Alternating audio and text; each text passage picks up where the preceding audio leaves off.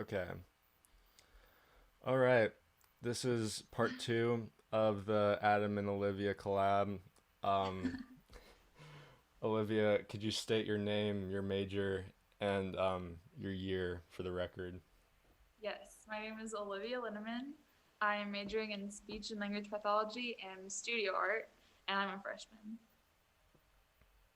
Cool. I'm glad you mentioned the studio art. Yeah, I Um, got a rep. I feel ashamed from my last no, conversation about it. you got to be proud of it. Gotta be proud. Um, let's see. So, after, hmm, I'm trying to think of a good order to have because I have these questions picked out, but I'm trying to think of a good order to ask them in.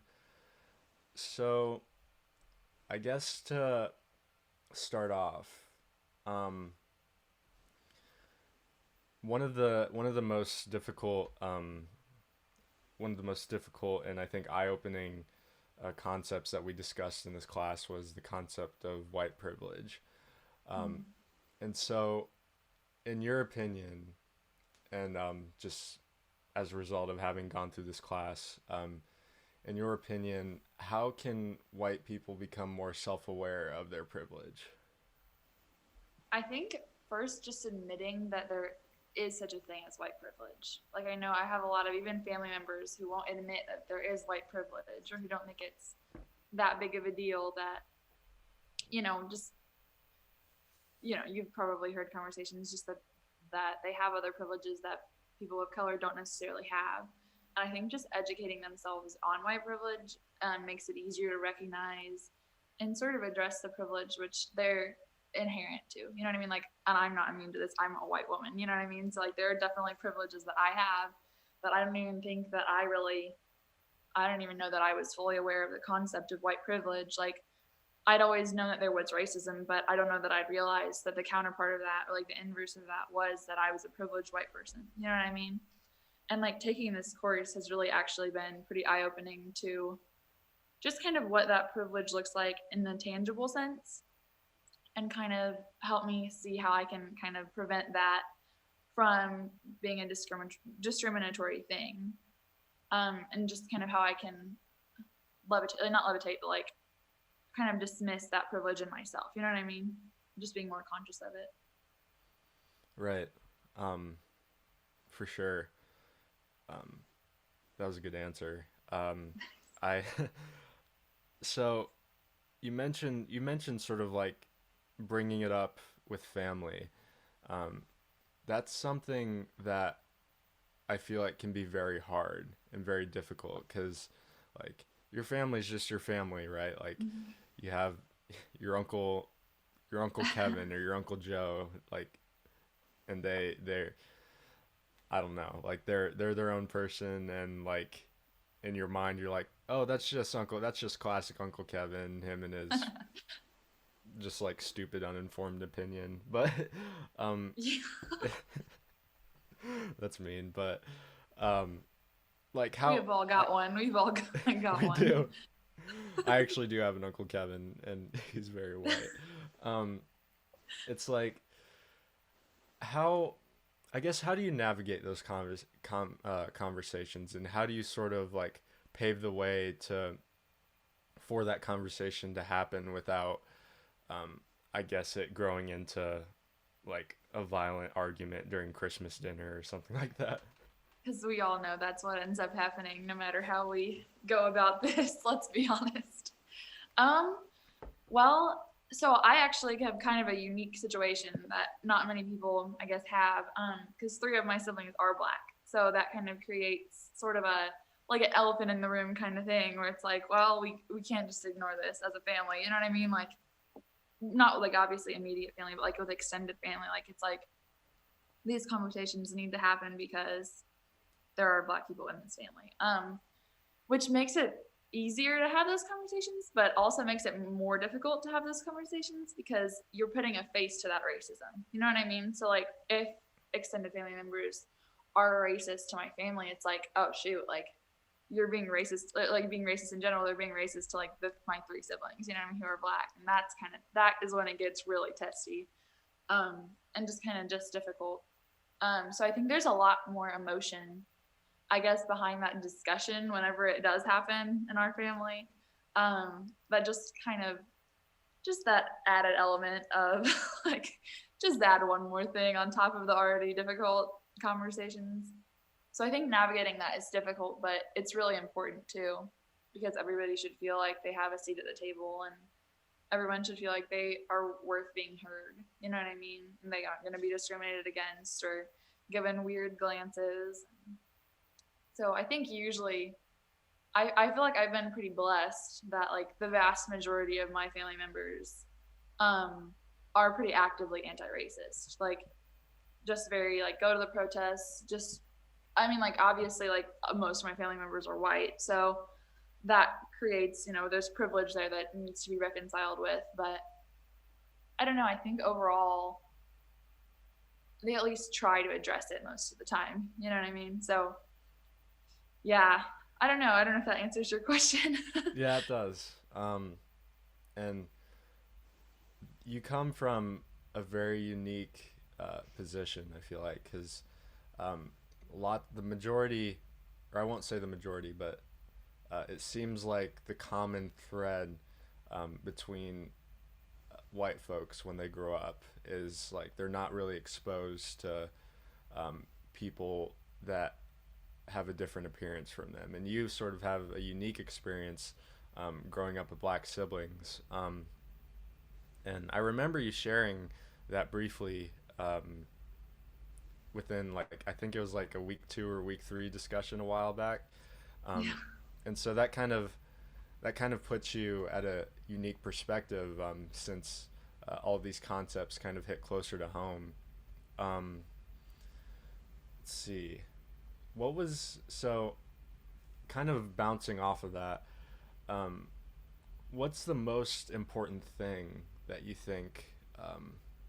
What's the most important thing that needs to be taught to white folks, whether that be um, early on in education or whether that be in a college classroom or even in the workplace as an adult? What are the most important things for white folks to be aware of in this day and age?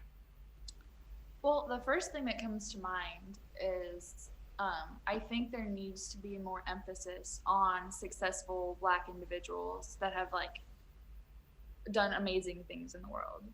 Because I think we really focus a lot on slavery in education, especially like we talked about this in the last interview with like especially elementary education. Like everybody knows what slavery is, and Black people are slaves, whatever. You know what I mean? Like that's what's taught to us at a young age. And I never even really realized that like that singles people out, people of color out, until like it was taught to the triplets, because they're triplets. My siblings that are African American are triplets. We adopted them when they were really little. It's a good time. Anyway, but like I think it was my sister. They came home from their class, and she was like talking to me about how whenever the teacher brought up slavery, everyone looked at her, and she was like looked at her like you would have been our slave. You know what I mean? Like gave her that look, and not intentionally. Like that's what she felt anyways. Like they didn't say that, but that's what she felt from that. And I think that that's pretty valid. You know what I mean? Like if like that her feeling is really valid in that. Like if all you hear about is historically Black people were slaves, then that's what you associate yourself with. You're like, well, then historically I would have been a slave. From like her perspective as a person of color. And I think if we were to talk about, I know the movie Hidden Figures does a really good job of like emphasizing female Black women. Yeah, sorry, just that was really repetitive. But Black women who are doing amazing things and changing the world, changing the United States, changing the world. And I think if, from an education standpoint, if that were taught from an earlier age, then I just think that would take care of some of the racism which we see most prevalently. Yeah, I don't know. that's what Yeah, I've got. I think you bring up a very, very important topic, and that's just the fact that, like you said, a lot of the focus in primary education when it comes to Black America or Black folks, people of color, we see them in a place of um, oppression. We see them um, in the position that white folks have put them in throughout history. We see them as slaves. We see we see we see minorities as the people that get fire hosed and get chased down by dogs at Selma. Um, and that, I think that sort of um, paints a distorted image in people's heads. And like you said, um, I think it is very important to start to center black excellence and highlight um, models of strength, just like Hidden Figures, the subjects of that movie for sure. Jackie Robinson, Mike Tyson, and just like the great black Americans throughout history. Um, yeah, I think that's very important um, that you mentioned that. Sort of bouncing off of that, um, how, in what ways, and I think this was a discussion question a while back, but I think it'll be good to rehash again. In what ways, whether it be in education or in um, just like our daily interactions with people, in what ways can we center and empower black voices, whether that's black voices in history or modern day black voices? That's a really good question. Right, because the abstract concept is easy to master, but then when you get into like the logistics of like we actually are going to do this, I think it gets obviously a little bit more tricky, which is kind of unfortunate. Um, in high school, I spent a lot of time working with the students in the special education wing of the school, um, and we really focused a lot on diversity and inclusion in that group, and just like the main emphasis was like everyone needs a seat at the table, everyone's voice deserves to be heard, you know what I mean, like because everybody contributes to the greater society, you know what I mean, like everybody really, like, your voice matters kind of is this the gist, you know. And I think that like that concept is kind of the like important to keep in mind in situations where there's a possibility of that discrimination to where like black voices won't be heard. And just being really aware that that is kind of the default setting, unfortunately, of American society is to elevate white voices above black voices, and being conscious of that. I think that um, that is one element, and also just being really deliberate about giving black voices the dignity that they deserve versus like the discrimination that we inherently, or not we, I guess that's because no, the white people, you know what I mean? Like that, I feel like that's the natural, like that's what we've been taught, like white people have been taught, you know what I mean? That's, I don't know.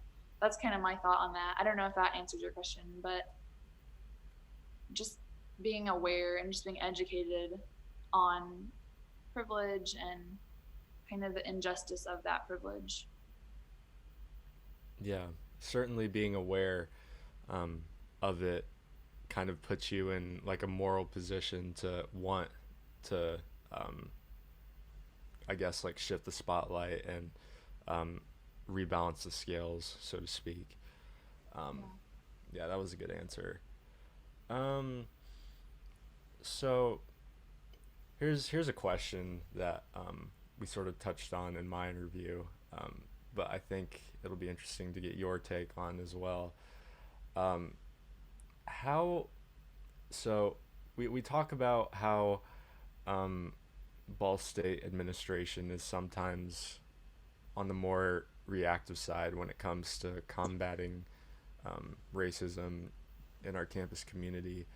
Um, so, how can we as students sort of offset that, and how can we, more specifically, how do we be anti-racist, specifically in campus life? And this is hard to answer in like the current format with Zoom because like our interactions on a daily basis are kind of more um, disparate and separate. But when during normal campus activity, when like everyone's on campus and we're walking around and we're seeing people more often, how do we be more anti-racist just in our daily lives as students? Well, I think that can even, I don't know, like you brought up in your interview that one of your friends was discriminated against. And I think like the easiest answer to this question is just like when you see something like that happening, don't be a bystander. You know what I mean? Like step up for that person and really actively kind of throw yourself in that situation, because if you're seeing an injustice, then you can, be the change kind of thing. You can like be the good, and you can um hopefully at least intervene and let that person know that they're not alone. You know what I mean? And that you're ticked off alongside of them. You know what I mean? Like that's not okay that they're doing that. But I think it kind of even boils down to like in friend groups. You know what I mean? Like if you're with friends that are making jokes, kind of like you described in high school, how you had friends that were making those comments or those jokes, like not letting that slide. You know what I mean? Like kind of stopping and saying, okay, that's racist. You know what I mean? And just like calling it out, like, telling it like it is. I think that it can obviously be kind of jarring in the moment, like it's not the cool thing to do, but I think that the long-term effects of that are definitely worth it, and really important to just really actively try to be a changing factor. You know what I mean? Yeah, for sure. Um, and yeah, exactly like you said, it's very important not to be a bystander and to um, kind of take an active role in being vigilant when you see problems in your friend groups or in the community.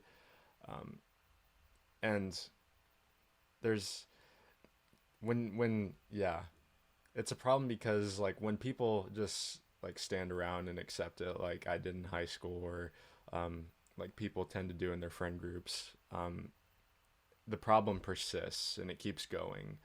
Um, but the act of calling it out, as you said, is sort of jarring, and like it it's kind of a shock in whoever's on the receiving end of it. Um, because I don't know if you have, but I've been in situations before where friends have called me out, and like I don't I I really wasn't in a position to retaliate. Really, it kind of rather I just like sat there in shock, like, oh, like I'm taking a look at myself, and I'm, I've got to like sort of reevaluate what I've done to get to this point. But yeah, it's necessary, and like the shock value of that, I think definitely goes a long way because, um, yeah, like I've those moments stick in your head when people like call you out and like question something that you do. Um, I don't know why that is, but maybe it's just human nature that we tend to remember things when we're being criticized. Um, so yeah, I think that's a very good strategy to keep in mind, especially as students on campus. Um, Another question. So, in keeping in mind just different strategies we can employ on campus, how do we, I guess, how do we normalize talking about race? Because for the longest time, and this was the case for myself as well, um, it sort of felt like a taboo subject to bring up, especially in high school. Like, oh, you're talking about race? Are you racist? Or something, something like that. But how can, because as Dr. Bartlett has demonstrated, like what I admire a lot um, about Dr. Bartlett is that he just the way he talks about race is just so casual and conversational, and like just it feels like just a natural subject for him to discuss. And I would personally love to get to that point where it's just like I'm comfortable talking about this, and which I feel like I'm sort of getting to that point, but still there's like that stigma of bringing it up around friends or around family. So in what ways can we normalize talking about these subjects, and sort of, I guess, put ourselves in spaces where we feel comfortable having these conversations? Yeah, that's a really good question. I think the more you do something, the more comfortable you become doing it. Um, And so I think like with conversations about race, I think the more you have those conversations, the more that kind of becomes normalized. You know what I mean? Which it is a good thing, because if you don't have those conversations and you're not, you know, like comfortable doing that, then there's always that chance of racism. You know what I mean? Like there's always that, like you're using your privilege, because people of color, like they don't necessarily have that option, you know, because they carry their race with them wherever they go, and that's like often discriminated against. For me, I feel like I have kind of like a little bit of a different experience with this, just because it really can't be ignored with the triplets. You know what I mean? Like they're very obviously of color. You know what I mean? um, and so I feel like race comes up a lot more in those contexts, just with other people, just how I interact. Or people ask me questions about race that they wouldn't necessarily ask other people, just because they feel like, you know, I like white people will ask me questions because I'm white, and but I also have like the perspective, just from the triplets just sharing it with me. Um, I don't know. It's kind of an interesting. It's a weird dynamic sort of that is created with that, but it has opened a lot of doors to have conversations about race that I don't think I would have had without the triplets kind of being in my life. So I'm grateful for that. I'm grateful. I'm grateful that they're so open about it. They really are very open about, um, especially lately, just like the challenges that they faced and just are continuing to face. Which in your interview you talked about how like I will never like you'll never, what was it, that you never understand but you'll stand with them. Is that what you're? Yeah. Yeah, So in a it's kind of, that's nutshell. how I feel a little bit, like I'm obviously like I'm never gonna understand what they're feeling and what they're experiencing because I'm white, but like I will definitely stand with them because they're my family. You know what I mean? Um, and just because that's what's right. You know what I mean? Um, yeah, and I'll listen to what they say because they have a perspective that I just don't have. And I think that that helped me in conversation with. I remember over the summer, actually, I had a really weird conversation with a previously close friend, and a lot of racist things were said, from her. She said a lot of really racist things. I remember just being kind of a little bit stunned. Um, like, why do you feel comfortable saying these things to me? Like, I'm obviously not going to be okay with this. And I wasn't. I let her know. But just, I don't know. I'm always amazed, even watching the triplets interact with people who are saying racist things. Like, they just are so calm. You know what I mean? And they handle it so well. And I get angry and I get like really like heated about it. I'm like, why are you being a chotch? Like, stop.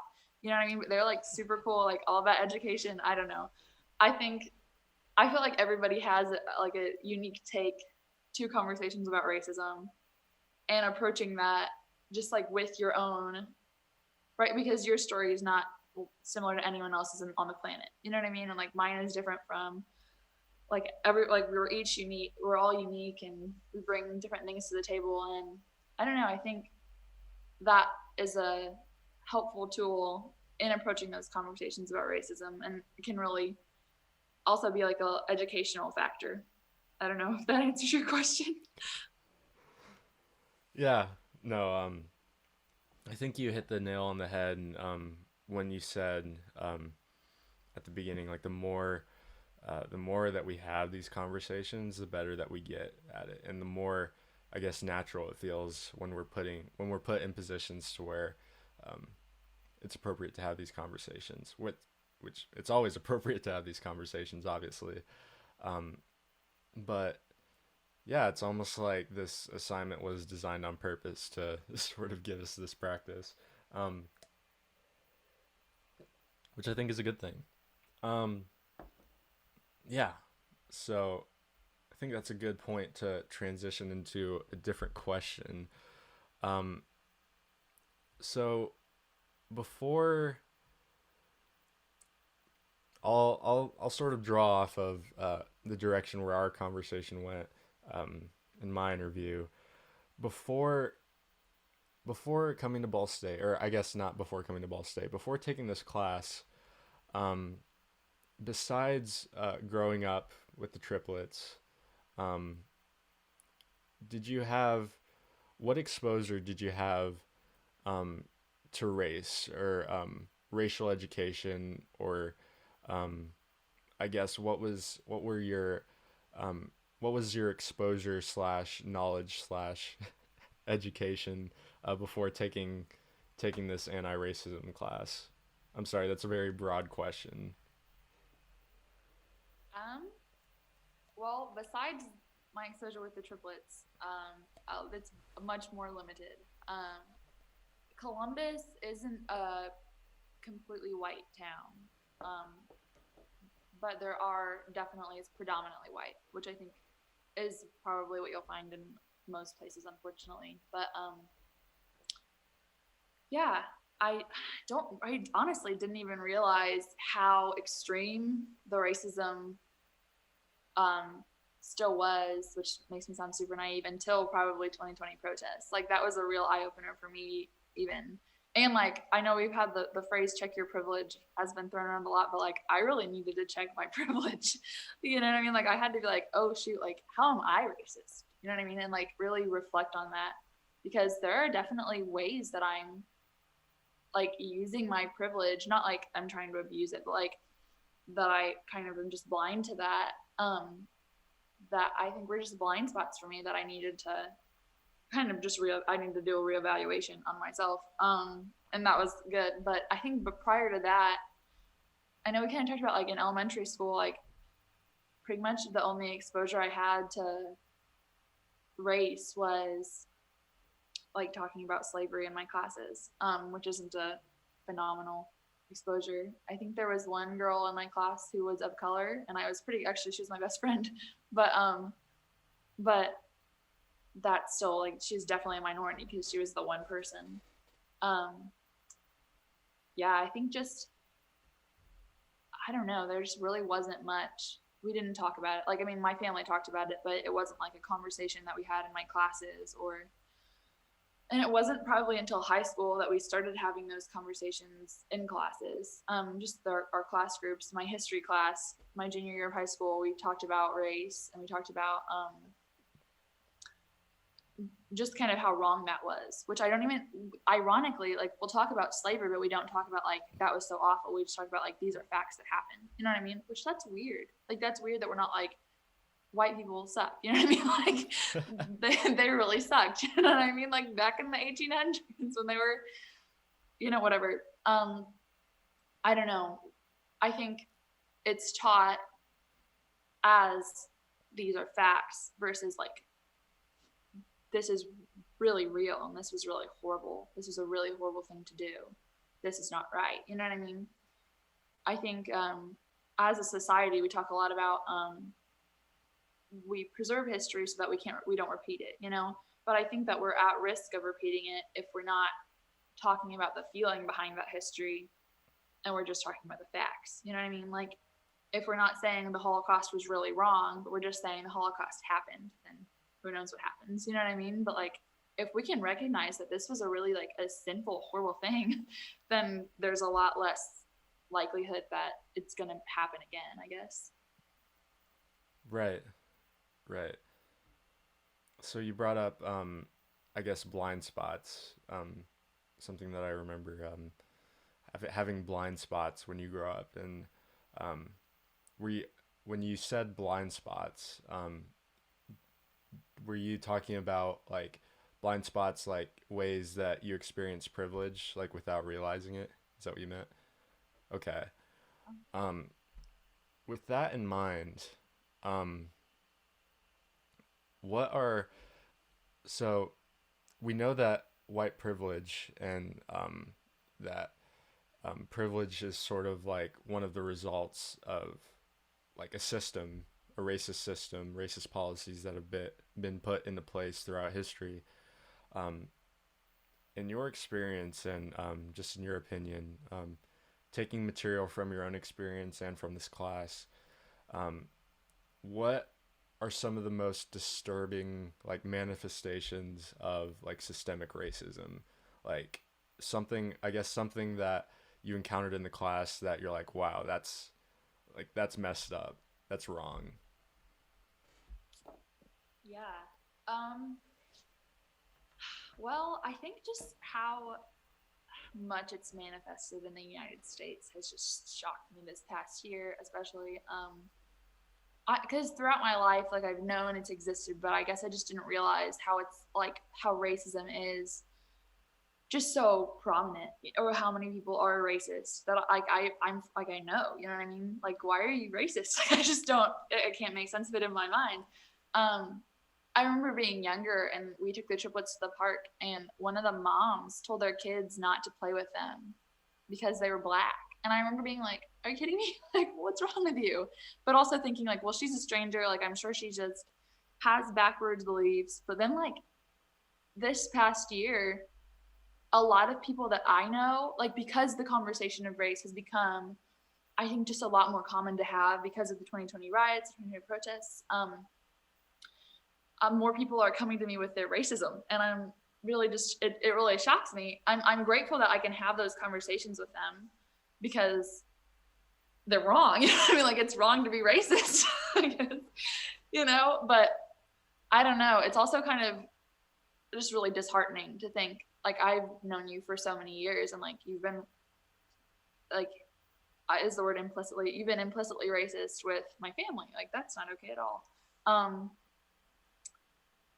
I cannot remember what the question was. Can you remind me what you asked? Did I answer it? Oh man, do I remember what I asked? No, I do. I asked what, in your opinion, in your experience, and you sort of touched on it already. But in your own opinion, in your own experience, what are some of the most disturbing, and I guess like outrageous manifestations of like how racism is embedded in American systems and infrastructure? Yeah. I think in the class specifically, we've learned a lot. Like, the Kennedy readings have really also been eye-opening to me.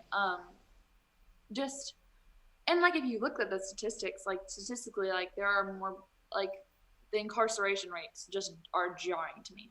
I don't know if you've ever seen the movie Just Mercy, but we watched that as a family a couple weeks ago, and it's about black people being unjustly incarcerated, specifically on death row.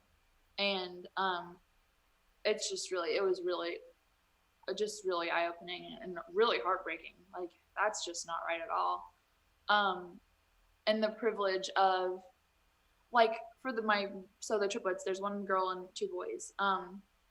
And I'm sorry that I keep bringing them up, but like, that's really my experience with race in my life. Like, when they start driving, we're gonna get them bumper stickers with like Ivy League colleges and put them on the back of their cars because, statistically speaking, they're less likely to be pulled over if they have a college bumper sticker on the back of their cars versus like if they didn't. And just like that kind of thing that they have to think about. Like, I also have a white brother, and like, he's not going to have to do that. He's 16, so he doesn't need a college bumper sticker on the back of his car because he's much less likely to be pulled over. Like, I think the statistic that I read somewhere was like, black men specifically they on average get pulled over 5 times a year. That's so many times. I haven't been pulled over once. You know what I mean? Like, that's just insane to me. And I just don't think we realize, like, I have friends who will say like, oh, well, white privilege isn't real, or like, I don't think it's as bad as we think. And it's like, no, it's worse than we think. You know what I mean? Like, it's bad. Like, just to live with that fear, like, I can't imagine living with that fear all the time. Like, this could be it. You know what I mean? Like, I just cannot even imagine that. It's just so crazy to think about. Like, that's the kind of privilege that, like I'm grateful that I don't have to live with that fear, but I hate that my brothers do. My sister does. You know what I mean? Like, that really sucks. So I guess, like, that's the most blatant white privilege that I can think of. Just fearing for your life versus, like, I don't have to fear for my life, just from driving down the street, you know? It's definitely scary.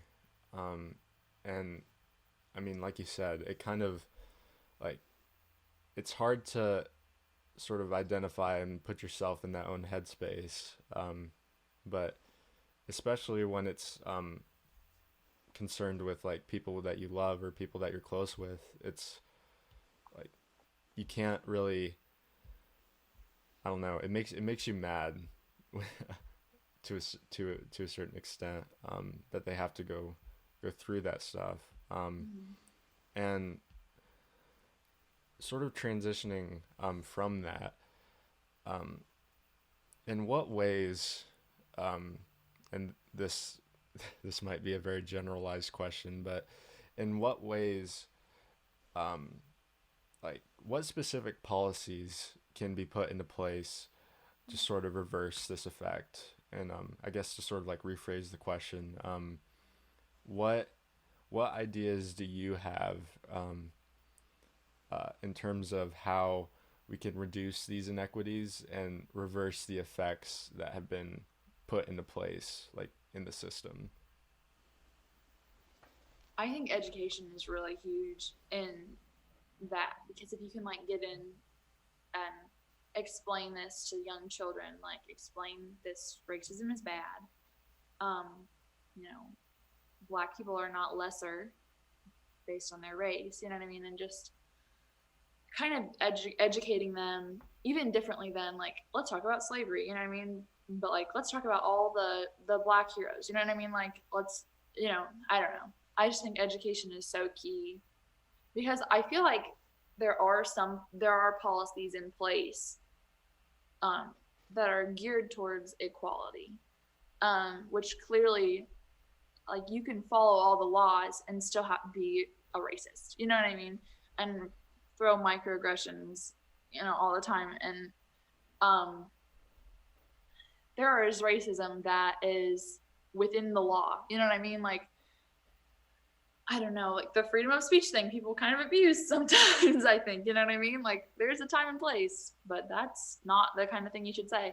Um, so I think it kind of boils down to like at an individual level, it's sort of a heart orientation and like actions behind that, you know what I mean? Or like, I don't know how to best to describe it, but just like, it's really important that if you're educated on racism and race and what it means to be an anti-racist, then I feel like I don't know why anyone wouldn't be an anti-racist, frankly. You know what I mean?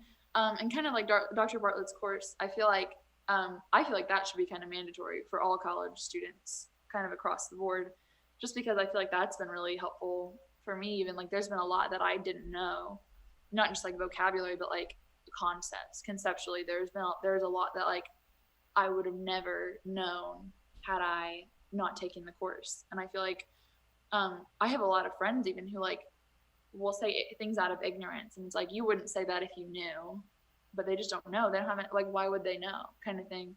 Um, you know, they were raised in an all white neighborhood, or an all white whatever, you know, and like they have no idea.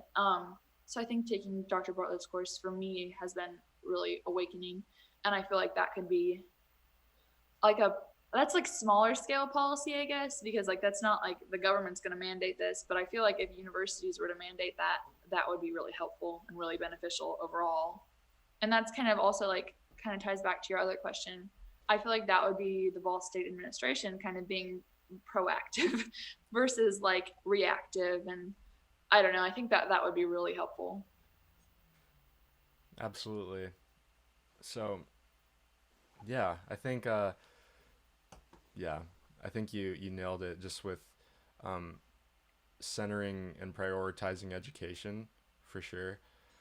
With that in mind, just emphasizing the importance of, education on race, um, having taken part in it yourself, in what ways, uh, have you seen this course as a benefit to yourself? I know that you briefly mentioned that, but I guess, yeah, in what ways has this course benefited you in, I guess, in broadening your understanding, or if there's like a main takeaway that resonated with you that, you'll remember and, use in your daily life?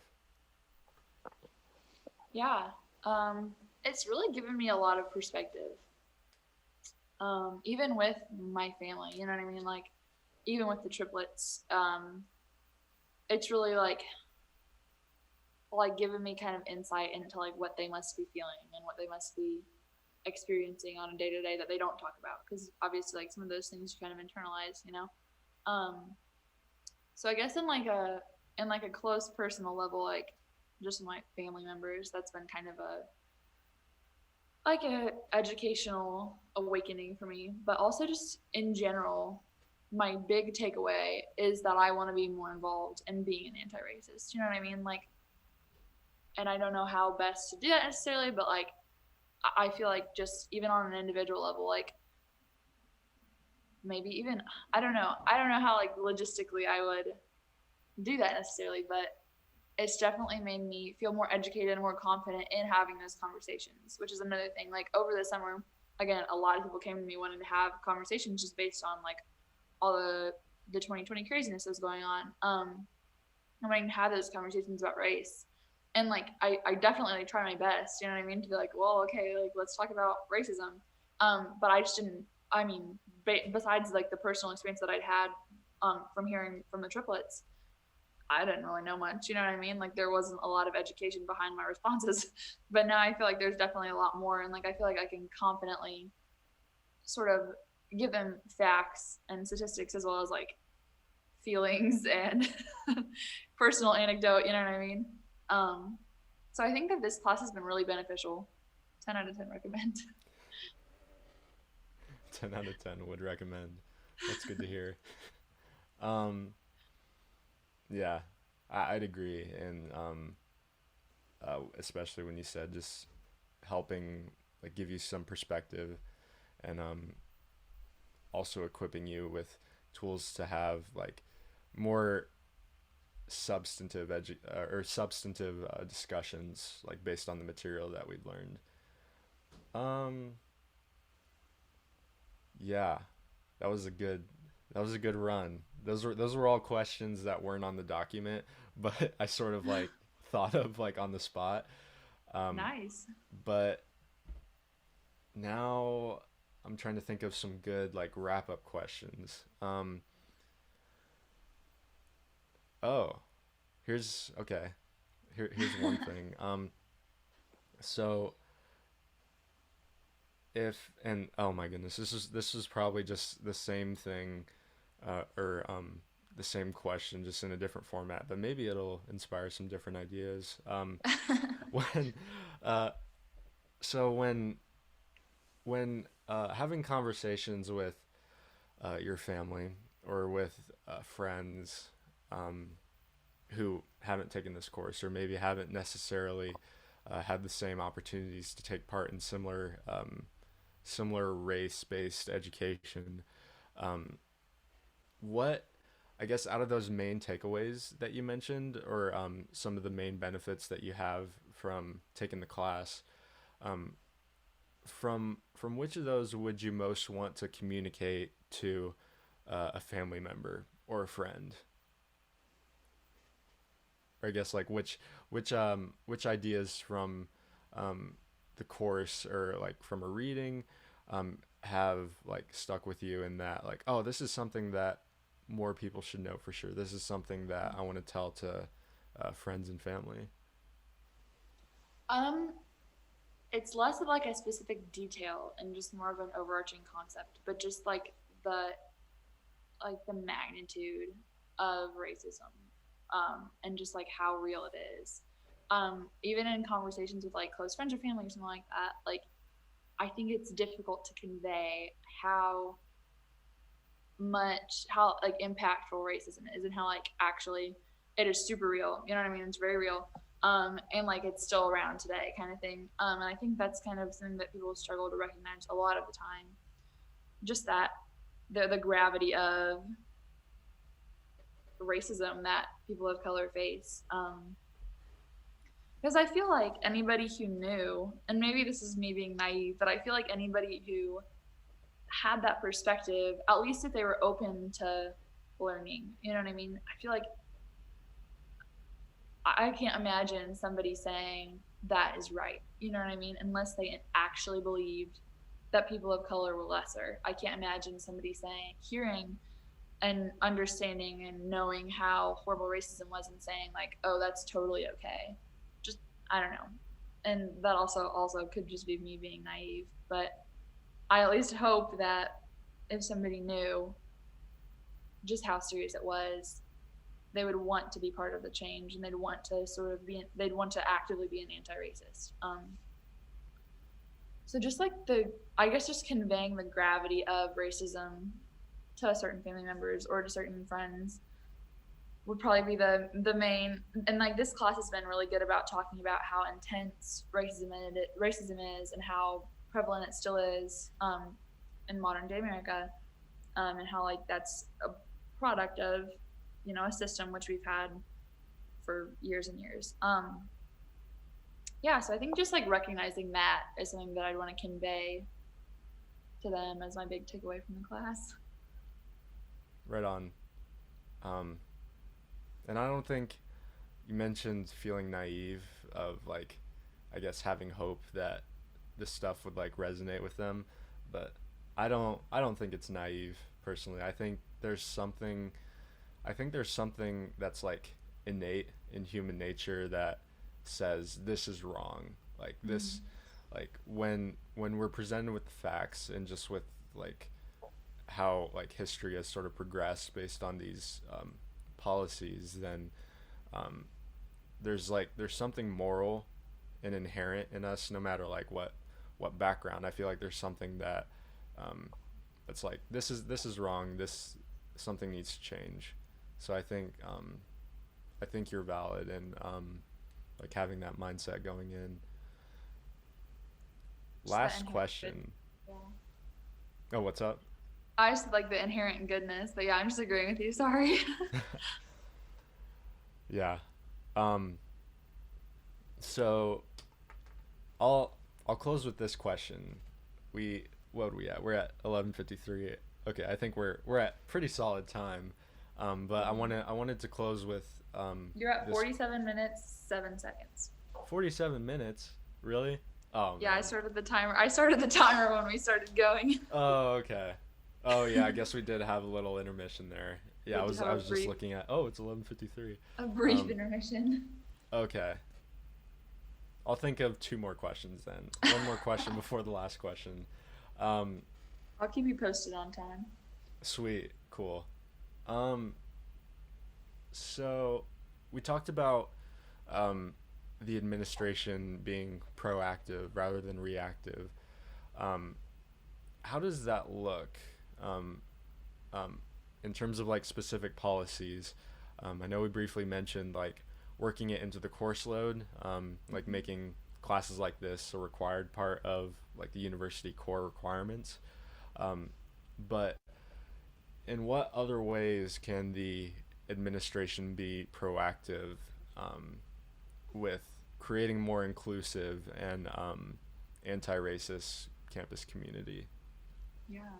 I don't know if this answers your question exactly, but like the first thing that comes to mind is actually kind of a reaction, which is kind of ironic. But I know we talked about in the previous interview the Trump caravan that drove through campus, sort of yelling racial slurs, and I know it took a really, really long time for campus to make any real policy about that, besides just take care of yourself, Ball State Cardinals, you know what I mean? Which that's not a real policy. That's like a good luck email, you know. I think if they were to have addressed that on the front end, like after the first round of caravanning took place, we know they're coming back because they've made that very clear. I think if the university were to, I don't know, maximize security or do something, just do anything, like take action on that, that would have really been a stance, because I think that was not just like an offensive, that wasn't just an offensive caravan, but I think it made a lot of students feel very unsafe. You know what I mean? So I think that would have been, on Ball State's part, that would have been the move, but they definitely dropped the ball on that by just letting it go on so long. And when I don't even know if they ever actually finally reacted. I know that there was like a wreck or something at some point on campus from one of the caravanning cars, but I don't know that was, but it wouldn't have been addressed had there not been a wreck. So I don't know. I just think they really mishandled that situation specifically. And I think that just that sort of thing, like, let's not wait until this gets to a point where there's a car accident on campus. Let's wait and let's nip this in the bud, and let's address the problem that we have on our hands versus ignoring it, because it's easier to ignore, right? Because that's kind of, that is white privilege. It's easier to live your life privileged and in ignorance than to really address the fact that you're privileged and ignorant. I don't know. I think that that's something that the campus, in terms of campus policy, like that would be, I guess, just quicker reaction time as proactiveness. I don't know if that Right. made any sense at all. No, it does. Um, yeah, you would think that common sense would tell you when a large group of guys get together and gang up with their pickup trucks that that might be problematic, especially when there's a college campus nearby. So, yeah, maybe they could So have bad. issued a public statement or like at least a word of warning um, to those people to not like encroach on campus property sooner Yeah. rather than later. Um, but yeah, I think yeah definitely. I think foresight is a key for sure. Like you mentioned, like being able to like look ahead and be more proactive. I think Mm-hmm. that's very much an important thing to keep in mind, especially coming from a position of power. Because like you briefly mentioned, policy is a huge thing. Like um, actually taking action and doing things is uh, has a greater impact than just sending emails out, for sure. Um, yeah, that was a good answer. Uh, let's see. Hmm. Just looking through this list of questions. Um, what time are we at right now? You're at 52 minutes and 8 seconds. 52 minutes and 8 seconds. Perfect. This gives me I think this gives us enough time for this last question. So we've gone through this course and we're working on the final project now. Um, After having gone through all the course material and um, doing all the discussion questions, doing all the reflections on the units, um, what ways can you see um, improvements, or what improvements do you think could be made to this course to, I guess, um, either provide better value to the campus community or to, I guess, spread like its ideas better um, across the student body? Wow. I think we talked a lot about elevating Black voices, but we never had a Black speaker come in, which kind of surprised me in this course. You know what I mean? Like Dr. Bartlett's awesome, so don't get me wrong. Like I love his leading lectures and stuff, but I just think it would have been really beneficial to kind of practice what you preach on that. You know what I mean? Like if you say like Black voices are, we need to elevate these voices and like these voices need to be heard. I would have absolutely loved to have heard a Black speaker come in, or just uh, somebody who faces intersectionality, so like a Black female speaker. You know what I mean? I just think that would have been really beneficial. But that's really the only thing. I really think Bartlett did a really phenomenal job, so I really enjoyed this course. I think the only change that I would make besides that is just like, I think more people should take it. I think it should be open to students not in the honors college, and a little bit mandatory, really, because I feel like that would be, um, in terms of education, I think that that would really help foster a climate of more diversity and inclusion on campus and just in general in the world. And I think the key to that would just be making people of color not feel singled out in that course. You know what I mean? Like that would be the trick. That would be really tough, I think. Just because again, that's really the default setting. You know what I mean? Like you talk about slavery, you look at the Black person and you're like, you know what I mean? Like that's like, as Tari described to me, that's my sister's name. As Tari described, like that's kind of the mood, you know what I mean, which isn't right at all. Um, so I think that that would be, yeah, those are like the only two that I can think of. You're at 55. You're doing really good. Do you think the honors college should um, do you think this class should be opened up to not just honor students but the entire campus community? Absolutely. And I almost think like I kind of wonder if it could even be a grad school course. Like I know grad school is a lot more focused, but I just feel like, or even in high school, you know what I mean? Like I just think the earlier the better. Kind of if every year, kind of, you know, we have to take a PE course. I'm taking jogging right now, and like I definitely feel like this class is benefiting me a lot more than jogging is. You know what I mean? Like yeah, not throwing shade on jogging, but definitely would rather take the anti-racism course. So if jogging is mandatory, then I feel like this class should also be mandatory. And open to undergrad students or under open to non-honors college students. I feel like that would be really helpful too. That's a good takeaway that I'll remember from this interview. If jogging is required, then anti-racism should be required as well. Feel free to quote me on that. Yes. For me, it's Finance 101 right now. Oh, I hate Finance 101. Oh my gosh, who do you have?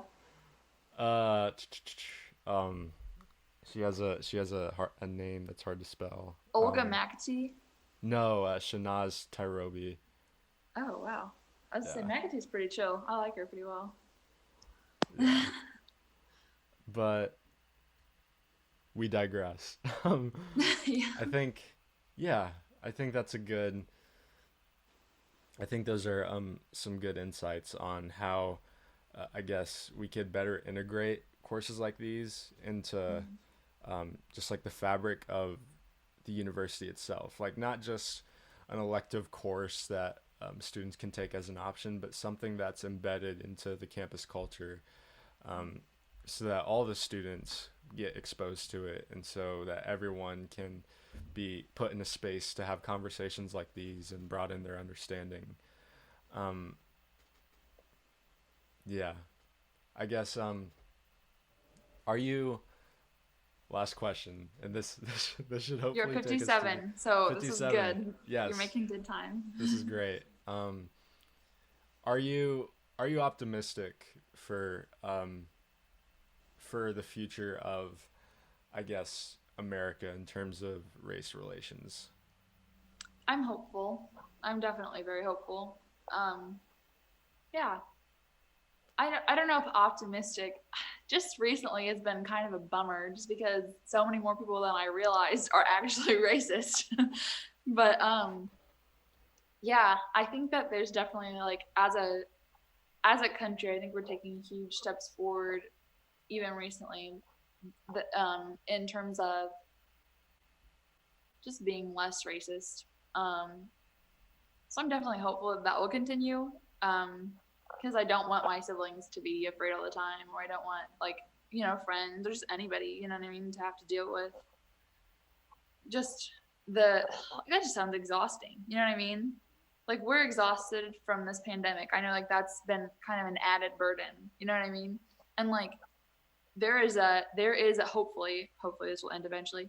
Hopefully the pandemic will end eventually. You know what I mean? And there's like much more certainty. There's kind of like a timeline. Like there will be a vaccine. There's more of like an end date. And like I can't imagine living with uncertainty that people of color live with, of like even just driving down the road. And there's not like a timeline. There's not like a end date. You know what I mean? Like that's really tough. That'd be really tough to think about. So you're at 58 minutes, 59 seconds. Good work. 50, yeah, at minute 59. Yeah, we have come to a solid close of this interview. Thank you, Olivia, for taking time to answer these questions. And I'm sure that the insights you provided will be fine additions to the Ball State Library archive. I'm going to stop this recording right now.